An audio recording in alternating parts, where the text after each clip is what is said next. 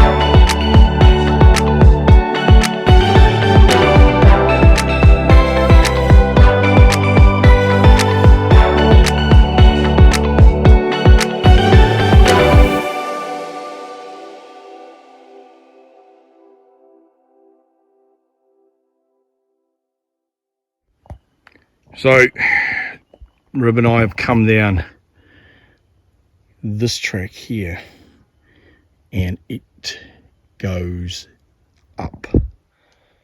It is pretty steep, and it's full of grass and moss.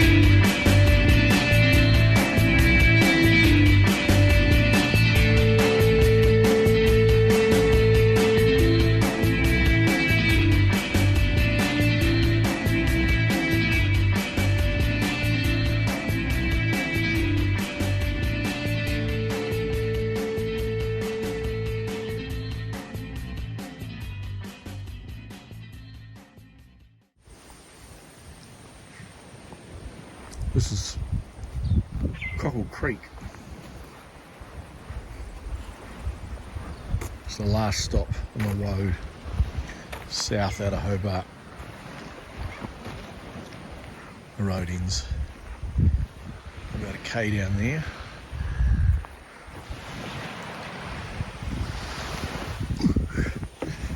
And this is the bay. You can see it's really beautiful. The water is crystal clear.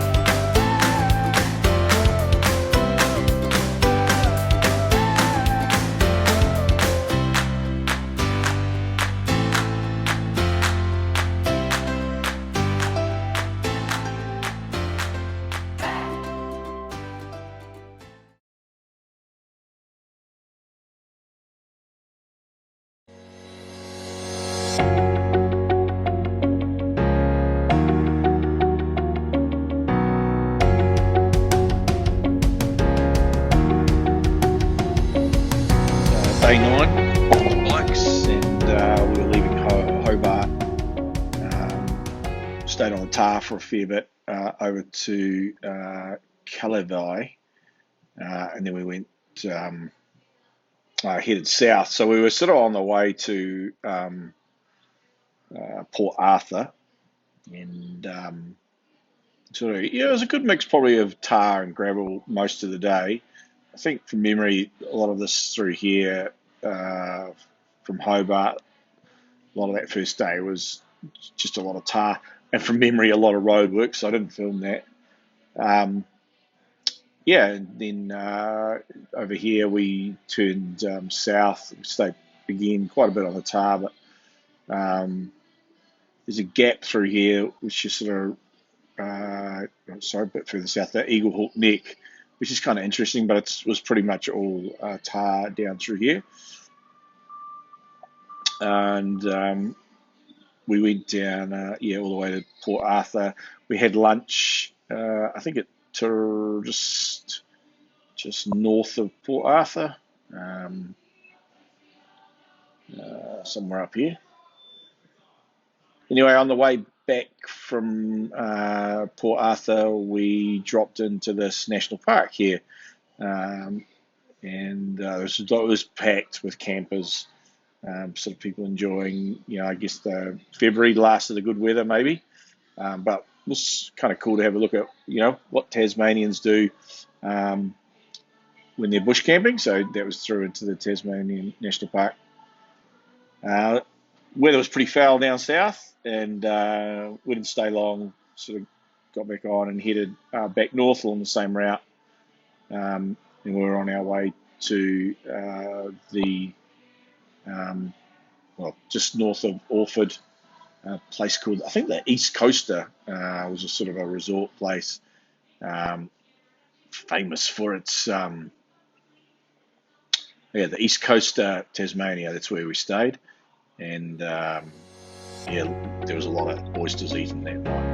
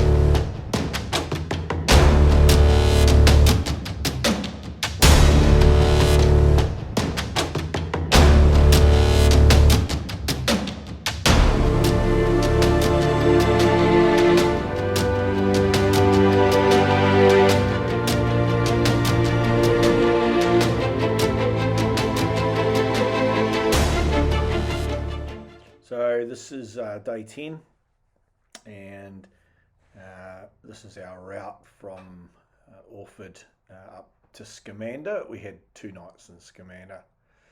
The weather was pretty average from memory today, but lots and lots of off-road. We had very little tar today. We did get a couple of turnarounds. We come across a river that was in flood and had knocked the road and the bridge out. We had lunch here in Fingal, and great burger from memory. But this spot up here, I think you can see I doubled back. That was to try and pick up a rider, but in the end we just couldn't get out of there on that route. So all the way back down to Fingal, and then out along this route here, so that we could drop in through St Mary's and then drop into Scamander, which is a great place right on the beach.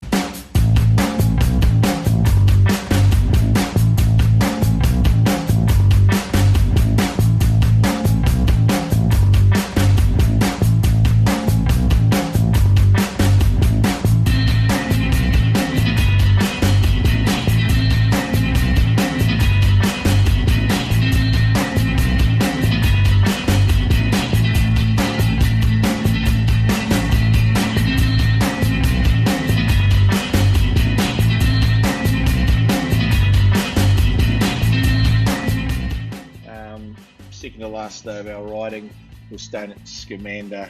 We had 2 nights at Scamander, so this was a loop that we'd planned. So we headed north first, we sort of got inland really quickly up to St Helens and across to the west.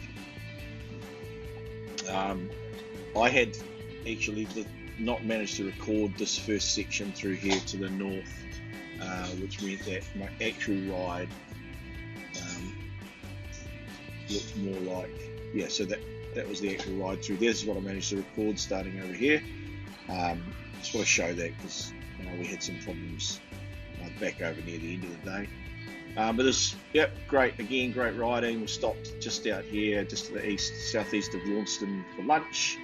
The weather was pretty great by then, and then we hightailed it across back to the east and got up to Ben Lomond, which was pretty cool. You can see Jacob's Ladder track on that. And then came back down the same way, and we headed through this area here, and we were planning to you're turning in here near the Creech into the forest reserve, and this was actually pretty hairy riding in parts. It was very wet, really muddy. I don't have a lot of this on footage. We got all the way through to here near the Styx River, sorry, the Scaramanda River, and this, what appears to be a bridge on this map, was completely washed out, and so that had a lot of rain through Hogan's Road here and through the Scamander River, and there was just no way of crossing the river. So we turned around, headed back down the way we came, and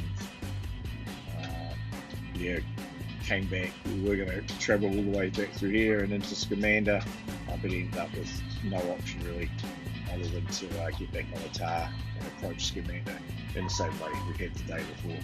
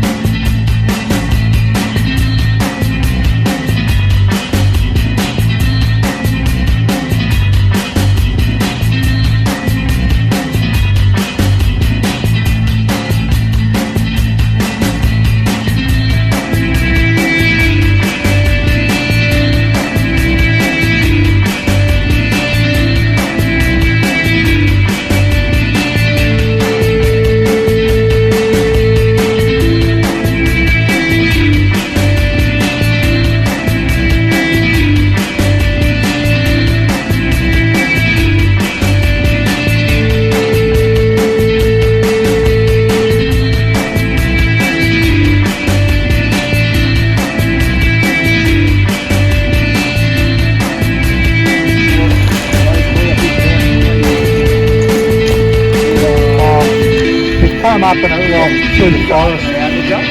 Yeah. Yeah. Go, mate. Give us some stick, bro.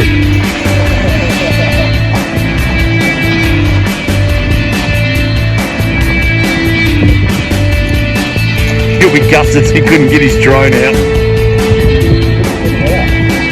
Apparently it's a drone-free national park.